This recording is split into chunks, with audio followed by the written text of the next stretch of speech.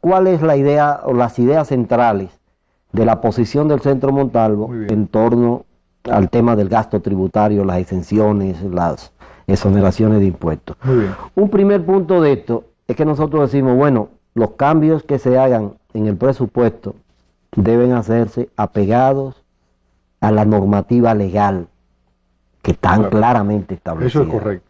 Sí, hay que cumplir con los procedimientos. Claro. Y en eso es bueno que el gobierno haya hecho la propuesta al Consejo de Ministros y que se vaya a llevar a una ley de presupuesto suplementario. Sí, eso es lo primero.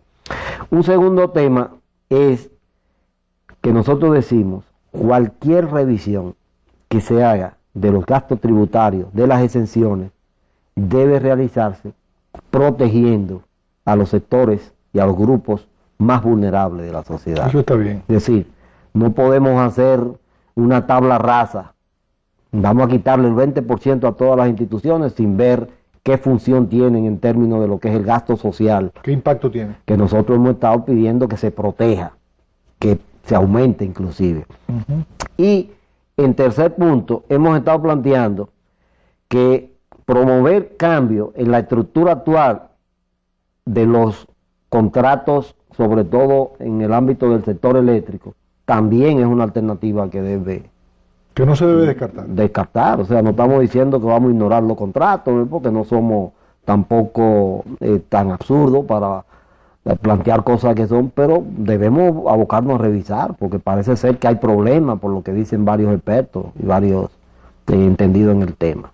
Entonces, visto esto, nosotros planteamos una tercera observación, y es, dentro del esquema de protección del gasto social, nosotros recurrimos, y como hemos dicho y estamos pidiendo que se haga con apego a la ley, nosotros recurrimos a la Constitución que acabamos de aprobar, que está en vigencia, que en su título 2, en el artículo 63, por ejemplo, en el tema de educación, habla claramente sobre los derechos fundamentales de los ciudadanos, habla claramente de protección del gasto en educación y dice que no se podrá hacer ninguna transferencia. Entonces, en ese marco, entonces, cabe analizar cuál es la dimensión en términos de las cifras del gasto tributario. Es decir, estamos hablando para este año de casi un 6% del Producto Interno Bruto. Y estamos hablando de 1/3 de los ingresos fiscales totales del gobierno presupuestados, pero un 43% de los ingresos tributarios, es decir, casi la mitad. Las exenciones, en términos generales, representan casi la mitad de los ingresos tributarios del gobierno. Entonces, bajo este esquema que hemos planteado, nosotros no estamos cerrados a que se revisen las exenciones. Ahora, nosotros sabemos que de esas exenciones, el 50 y tanto % son exenciones al ITEVIS, y de ellos 23.000 millones, son aproximadamente un 25, como decía para Rafael, alimentos, son exenciones de ITEVIS para alimentos básicos. Pero además otra cosa. Aquí lo tenemos, Nelson. Exactamente. Nosotros decimos también, y estamos conscientes de que la mejor forma de promover el gasto social, de proteger a los sectores vulnerables de la sociedad, no es a través de los impuestos, ni de los ingresos, es a través del gasto. Sí, es que el gobierno priorice sus gastos en educación, en salud, en seguridad social, que nosotros hemos planteado también que estos niveles de gasto están por debajo en estos renglones sociales, en la mayoría de los casos en un 50 o más % con el resto con los países similares de nosotros en Latinoamérica. Ustedes lo que sostienen en lo que ese proceso gradual de aumento del gasto social, pues que se mantenga entonces esas exenciones al ITEVIS, ¿no? Se protejan esas exenciones a los alimentos básicos, a la canasta básica, y a los grupos que son en términos estrictos benefician mayor, aunque pueden estarse beneficiando sectores que no son estrictamente... En eso está incluidas las medicinas también.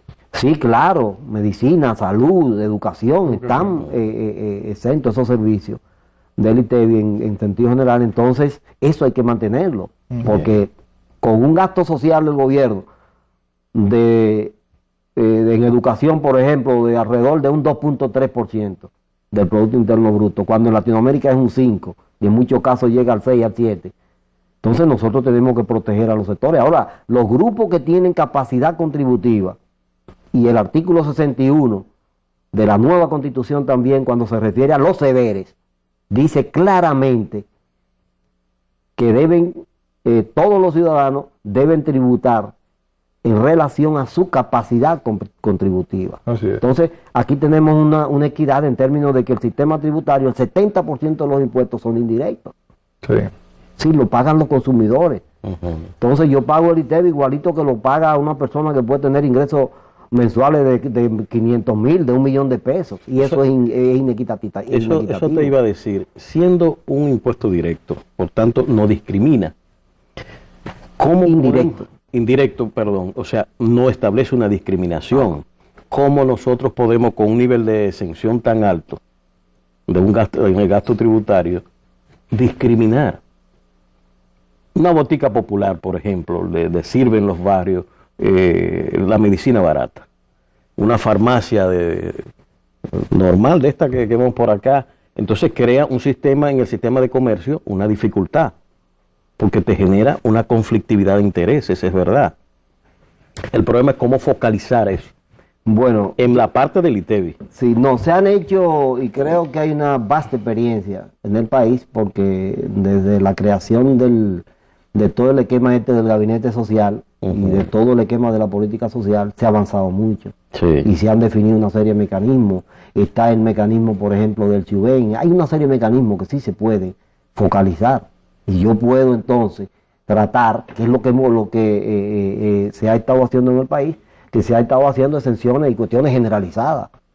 Exacto. Y no puede ser así. Si yo voy a un supermercado y compro unos plátanos, yo no pago ITEVI. No pago ITEVI, entonces es posible que entonces tú estés también capacidad, estoy recibiendo una subvención. Una subvención. La idea de ustedes es que esa subvención no tengo yo por qué recibirla, sino, por ejemplo, aquel que tiene la tarjeta de solidaridad o una tarjeta de protección, de focalización, sí tenga la exención. Sí. En términos generales, lo que no debían existir las exenciones. Claro, eso es. Debía haber un sistema tributario, primero con tasas equitativas.